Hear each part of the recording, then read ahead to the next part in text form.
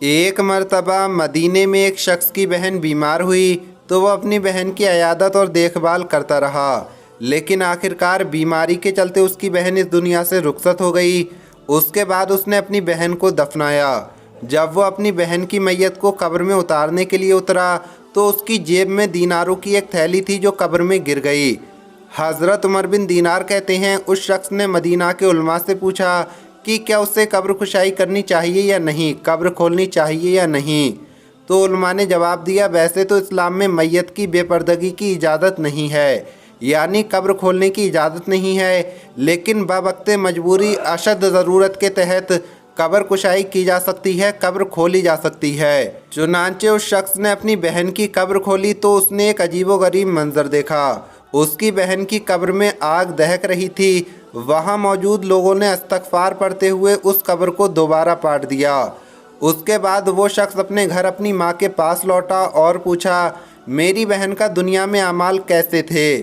ماں نے کہا، جب وہ مر گئی ہے تو اب اس کے اعمال پوچھ کر کیا کرو گے؟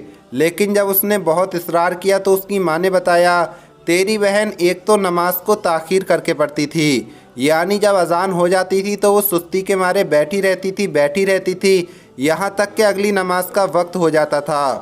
اس کے بعد وہ اٹھتی تھی اور نماز ادا کرتی۔ اس شخص نے جواب دیا، چاہے وہ دیر سے ہی صحیح نماز پڑھتی تھی، یہ ایک عیب ضرور تھا، مگر اپنا فرض ضرور ادا کرتی تھی، تو اللہ تو بے حد غفور الرحیم ہے۔ مجھے اس کے بارے میں کچھ اور بھی بتاؤ تاکہ میں یہ جان سکوں کہ اللہ کے عذاب کا وہ کیوں شکار ہو رہی ہے۔ تو اس کی ماں نے جواب دیا، تیری بہن میں ایک اور بھی خرابی تھی، اور وہ عیب یہ تھا، جب پڑوسی سونے چلے جاتے تھے، یعنی سونے کے لیے دروازہ بند کر دیتے تھے، تو یہ جا کر ان کے دروازوں پر کان لگا لیتی تھی اور ان کی باتیں سنتی تھی اور ان کی پوشیدہ باتیں معلوم کرنے کی کوشش کرتی تھی۔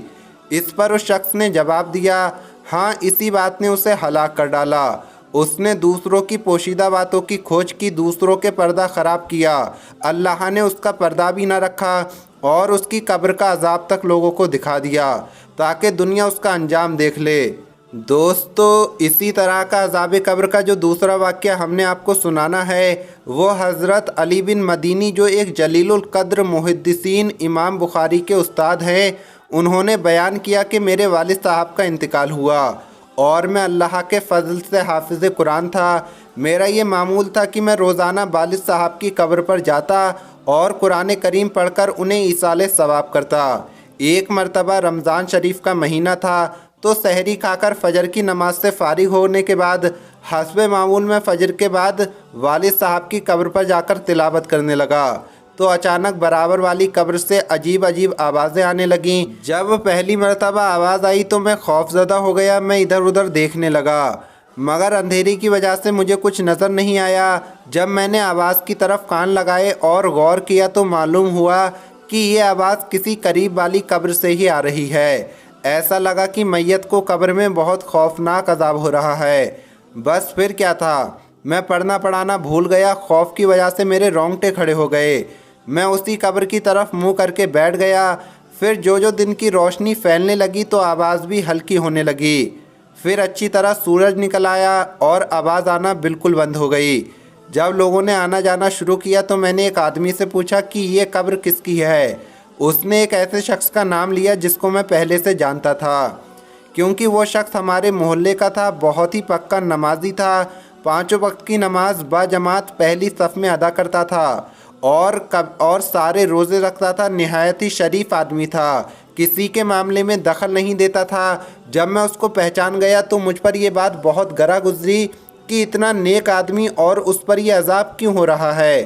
حضرت علی بن مدینی کہتے ہیں کہ میں نے سوچا اس بات کی تحقیق کرنی چاہیے کہ اس نے ایسا کون سا گناہ کیا ہے جس کی وجہ سے اس کو یہ عذاب ہو رہا ہے۔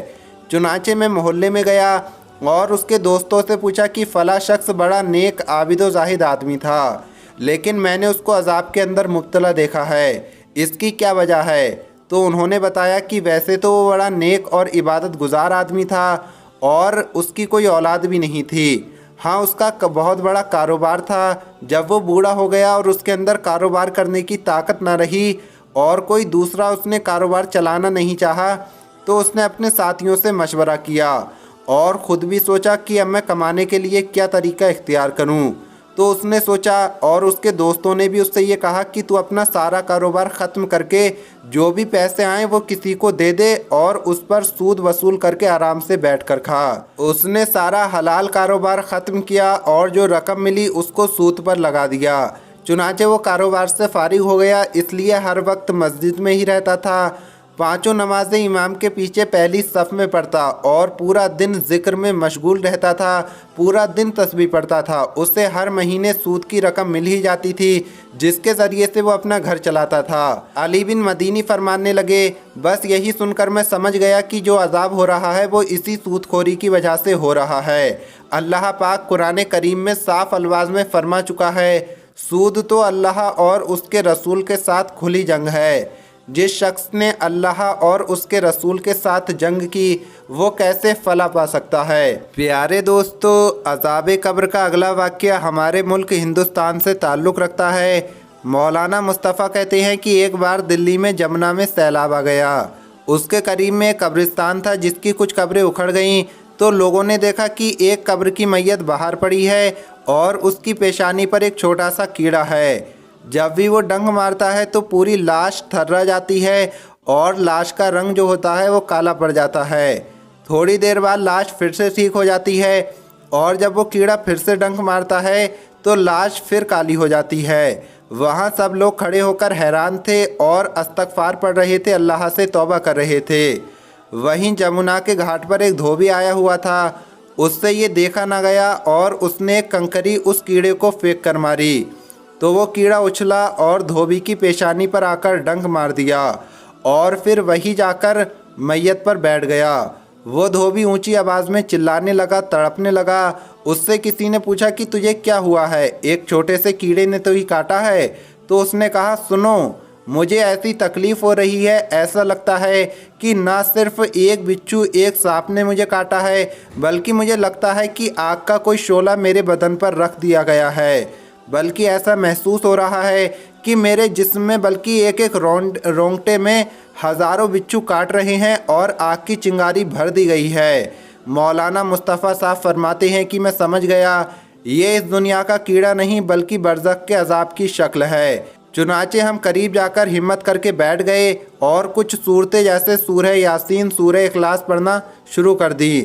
جب ہم نے قرآن کریم کی تلاوت شروع کر دی تو وہ کیڑا دیکھتے ہی دیکھتے چھوٹا ہونے لگا اور چھوٹا ہوتے ہوتے ایک دم غائب ہو گیا۔ جب وہ ختم ہو گیا تو ہم لوگ بہت خوش ہوئے کہ اللہ نے اس میت کو عذاب سے نجات دے دی۔ چنانچہ ہم نے اس کا کفن برابر کر کے قبر میں دوبارہ دفن کر دیا۔ مولانا مصطفیٰ کہتے ہیں، ہمیں یہ تو معلوم نہیں کہ وہ میت کس بدنصیب شخص کی تھی، اس نے ایسے کون سے گناہ کیے تھے کہ اس پر یہ عذاب آیا۔ تو دوستو ذرا سوچو کہ ہم کیوں اس دنیا کی رنگینیوں میں کھو کر اپنی آخرت کو بھلائے بیٹھے ہیں۔ اللہ پاک سے دعا ہے کہ اللہ پاک سمجھنے کی اور عمل کرنے کی توفیق عطا فرمائے۔ آمین، اللہم آمین۔